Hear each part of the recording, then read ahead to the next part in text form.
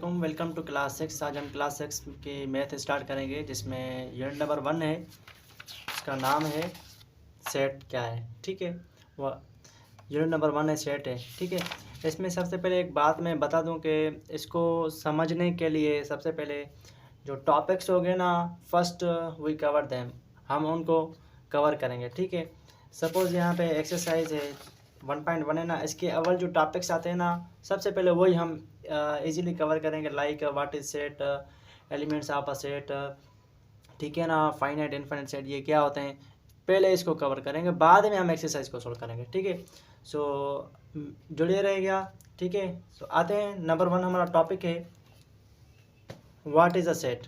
ठीक है, ये बहुत ही आसान सा टॉपिक है, ये हमारे डेली लाइफ में भी यूज़ होते हैं। ठीक है, सेट होता क्या है, सबसे पहले आप याद करें कि बेसिकली जो सेट होता है ना, वेल डिफाइंड थिंग्स को शो करता है।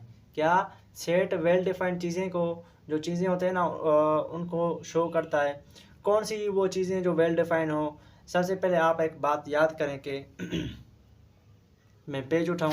ठीक है, वेल डिफाइंड चीज़ें कौन सी होती हैं, लाइक आपको पता है कि 1 kg हम यूज़ करते हैं। ठीक है, 1 kg हम पोटैटो यूज़ करते हैं। ठीक है, 1 kg पोटैटोज़। ठीक है, हमने 1 kg पोटैटोज़ लेने हैं, तो हमको ये पता है कि अगर हम इस शॉप से लेंगे तो भी 1 kg मिलेंगे। ठीक है, उस शॉप वाले को भी पास जाएंगे तो वो भी हमको 1 kg ही देगा। ठीक है, 1 kg वज़न में कोई भी घटताई वगैरह जो होगी ना, कमी वगैरह वो नहीं आएगी। कैसे, 1 kg में क्या होता है कि 1000 ग्राम होते हैं।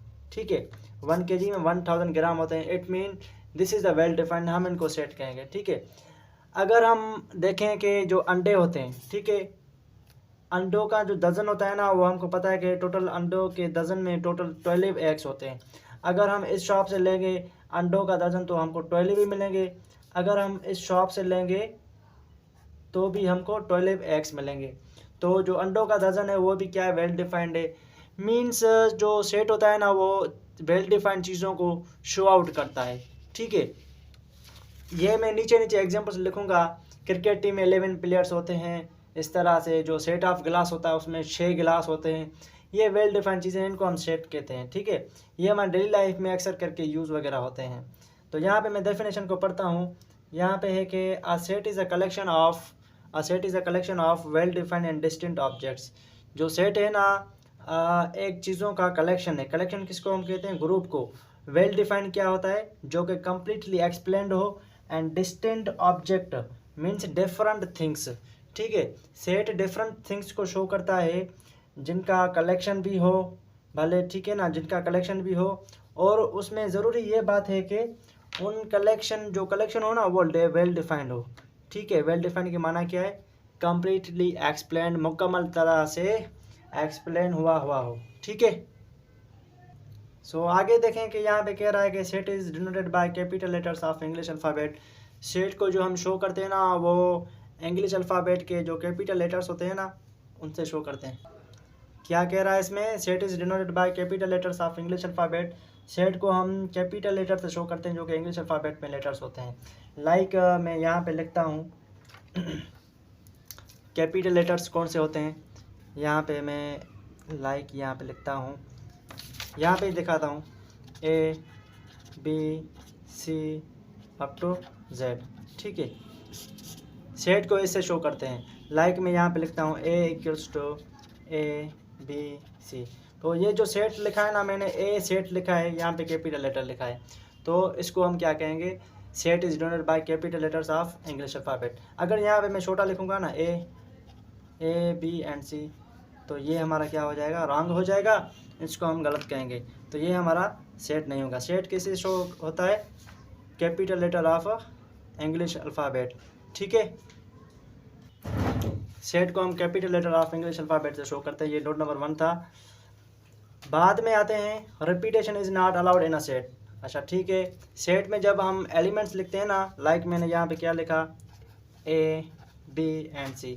ठीक है, ये मैंने एक सेट लिखा है। अगर इसको मैं इस तरह से लिखता हूँ A B C and A, तो सेट में आप देखें कि जो A है ना, वो डबल टाइम रिपीट हो गया है। क्या, A 1 टाइम भी है, 2 टाइम। तो इसको हम सेट नहीं कहेंगे। सेट बेसिकली क्या होता है, जो एलिमेंट्स लिखे जाते हैं ना वो वन टाइम हम लिखते हैं। लाइक यहाँ पे ए लिखा हुआ है ना, तो 2 टाइम नहीं आए, 1 टाइम आए, ठीक है।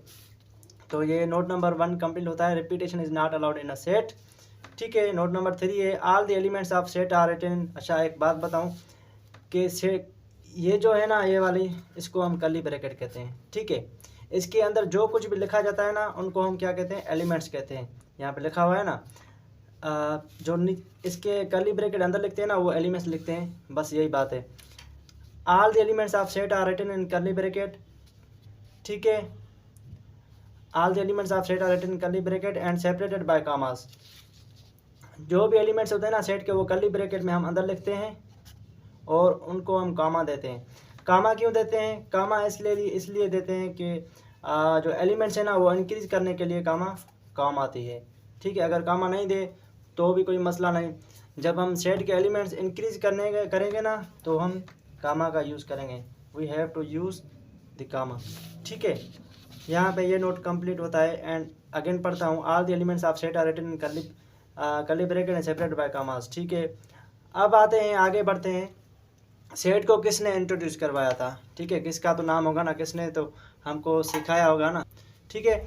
सो सेट को इंट्रोड्यूस करवाया किसने था, तो यहाँ पे जैसा कि पता है कि अलजेब्रा को मूसा अल ख्वारिज़मी जो था ना वो मैथमेटिशियन था मुस्लिम, उसने इंट्रोड्यूस करवाया था। ऐसा ही सेट को जो इंट्रोड्यूस करवाया था ना जॉर्ज केंटर था वो, ठीक है। जॉर्ज केंटर कौन था, इंग्लिश मैथमेटिशियन था।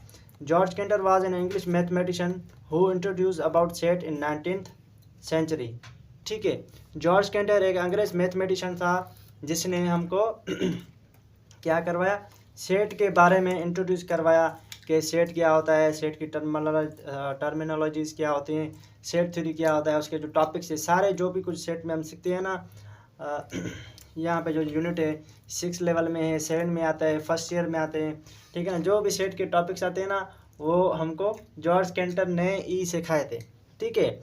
यहाँ पे एक वर्ड आया हुआ है सेंचुरी, ठीक है। सेंचुरी का जो मतलब है ना, वो सेंचुरी का मतलब होता है 100, ठीक है। 100 100 सेंचुरी का ये मीन्स 19th सेंचुरी में जॉर्ज केंटर ने इंट्रोड्यूस करवाया था। अच्छा ठीक है। In set there is must that element should be well defined, ठीक है। सेट में ये मस्ट है कि जो सेट में एलिमेंट्स लिखे जाते हैं ना वो वेल डिफाइंड हो।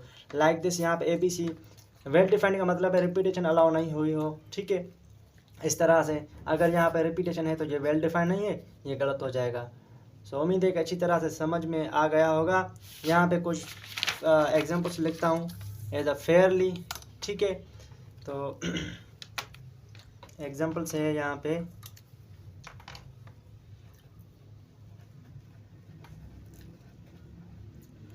सेट को हम capital letter of English alphabet से शो करते हैं, ठीक है। यहाँ पे कैपिटल लिखा हुआ है तो A B एंड C, ये हमारा सेट नंबर 1 है।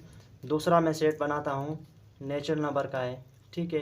नेचुरल नंबर हमको पता है कि 1 से स्टार्ट होते हैं, 1 2 3 4 अप टू सो ऑन, ठीक है। तो ये भी हमारा क्या है, नेचुरल नंबर का सेट है जो कि वेल डिफाइंड है, ठीक है। यहाँ पे लिखता हूँ W is equal the set of whole numbers,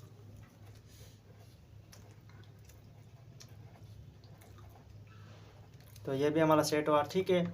number 1 2 3 and चौथे पे आते हैं जो कि लास्ट है।